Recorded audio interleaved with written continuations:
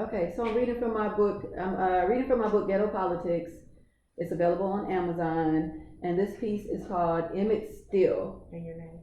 My name is Coffy Davis. Um, I wrote this poem probably around the time that Trayvon Martin died. It might have been a little bit before then, so it's kind of older, but it's still relevant. Okay. Nowadays, lines between fiction and nonfiction have become erased. Little boy from Money, Mississippi's pain is captured in my son's face.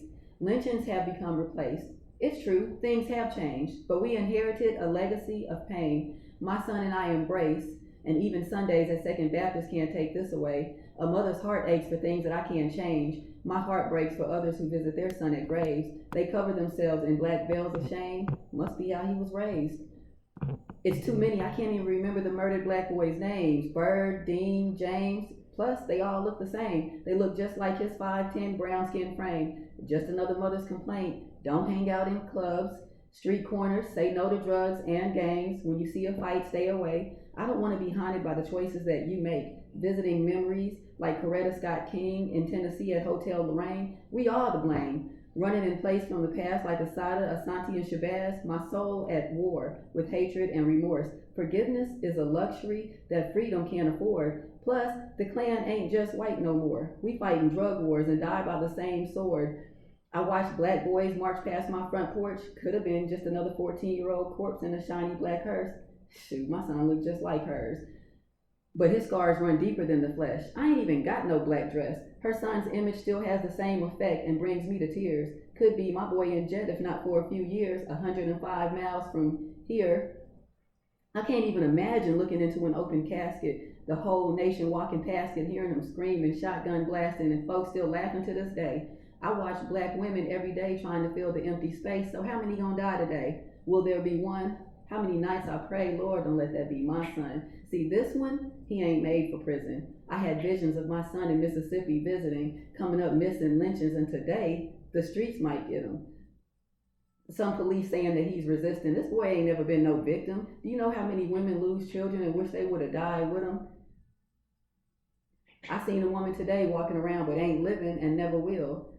She still feels the guilt from the night that her son was killed. You ain't here? They say her son looked just like Emmett Till, face so swollen still, he can't even be recognized, but easily identified by a mother who will always know him by his eyes. I seen them Browns a million times, so I know he's mine. Another boy dies, but tomorrow the sun still shines. You'll be back in business in no time. By the end of the week, we'll just continue to scrape our children up off the street. Each time we see it on TV, we just silently weep. Lord, please don't let that be me. This boy ain't made for games. He like chess and video games. I watch him on his bike outside riding. Why childhood gotta be so violent? My boy take his shirt off when he fight, and I have to remind him that these boys don't take no whooping like they used to. That same boy that played black ops with you will shoot you and won't think twice. So you get your ass back on that bike. Your life ain't worth no fight. That's like suicide. And I don't want to get no call in the middle of the night. Some cop like between coffee breaks and donut bites, some cop like your son just been killed. Look in the mirror, son. We look just like Mammy and Emmett Till. Growing up ain't just about getting jobs and paying bills. It's about knowing that things can get real fast. And I ain't trying to visit you in no jail. Your fate in the hands of some judge. I ain't raising no thug. Boy, you ain't made for drugs. How many boys would have been saved if all it took was a mother's love? I still carry you deep down in my gut, and I've been feeling your hurt since the day of your birth. I remember repeating the words that I gotta push him harder. This boy didn't have his father, I gotta push him harder. Medicaid paid for his doctor, I gotta push him harder. I gotta push him stronger, I gotta push him farther. I gotta let him know that boys his same age, round about where he lived, his same build, boys like him get killed. Son, you look just like Emmett, still. That's it. Ghetto Politics, Ghetto Politics. Available on Amazon, also by Cash App if you want an autographed copy.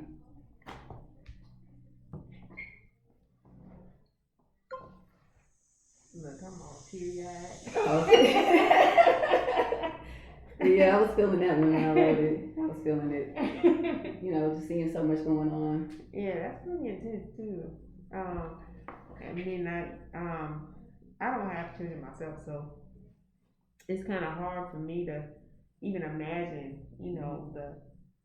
The fear. Yeah. You know, I once heard that somebody said that when you have children, it's like wearing your heart outside your chest, and that's what it is. Like there are people who are like, I never want kids, and I understand because I love my kids. I'm glad. I mean, they give you a life purpose. You know, outside of other things that also give you purpose, but it is like wearing your heart outside your chest because now you may have your own fear of death, but it's nothing compared to the fear of your kids. You know. Especially being young and dying through causes outside of their control, you know, like you say, you've been pouring into them, and then for them to still end up being a casualty, right? For certain things outside of their control. I mean, we're not talking about troublemakers, but we're talking about people who just. And by it, you know, and my kids are definitely, they're not troublemakers at all. They're good kids, you know. But even being good kids, things can happen. I mean, whether it be, you know, police violence, whether it's being, you know, just fear of them getting pulled over. It could be fear of a neighborhood boy, you know, neighborhood girl. It could be anything. So you just worry constantly. And my sons are grown men now. You know, when I wrote that, they were, you know, they were younger. And I do remember like coming home one day and my son was fighting with his friend over, you know, a video game. But you do kind of have those fears that like can't just fight no more. You know, can't just have a disagreement anymore. And as they get older, you know, you fear. I watch the news and I fear if they're looking for a certain vehicle, like don't let it look like my son's vehicle because I don't want no mistakes, you know. Or you hear something happen in the community, you know, you want to know where your kid's at. And I know, you know, I have boys, but I know that if I had girls, it would be similar. It would be different things that I would be concerned with, but ultimately the same thing, right? Are you going to be somewhere and there's going to be a man out there that's going to try to do something to you? Or, you know, you're going to the gas station late at night, are you stopping? You know, get your gas before it gets dark.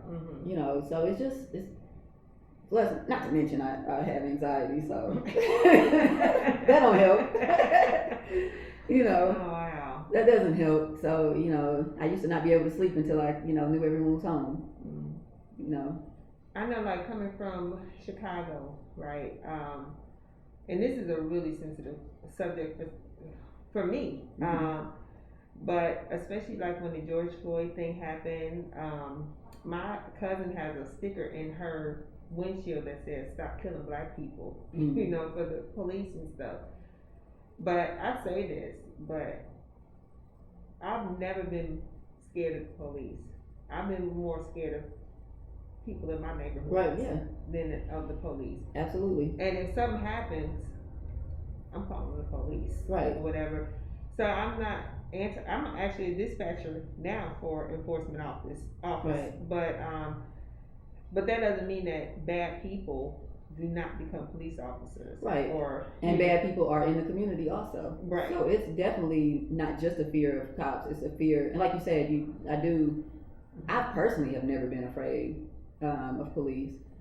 I'm afraid of my son sometimes getting pulled over because I don't know if that's going to be a good person or not. But I'm afraid of them going to the gas station at nighttime. I'm afraid of them of some guy out here, you know, mistaking them for somebody that they rival. And you know, my youngest son is pre-farm. You know, he's a college student and he works at a pharmacy. And my oldest student is he's an artist and he travels. And so they're good. They're good kids and good young men now.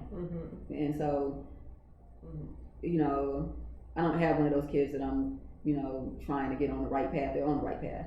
Understood. But still, you know, still causes me concern. For me, I think that part of the solution is for, in any situation, for good people to become these people. You know, like foster parents, police officers, you know, and teachers, all the things that we that have been causing a lot of conflict.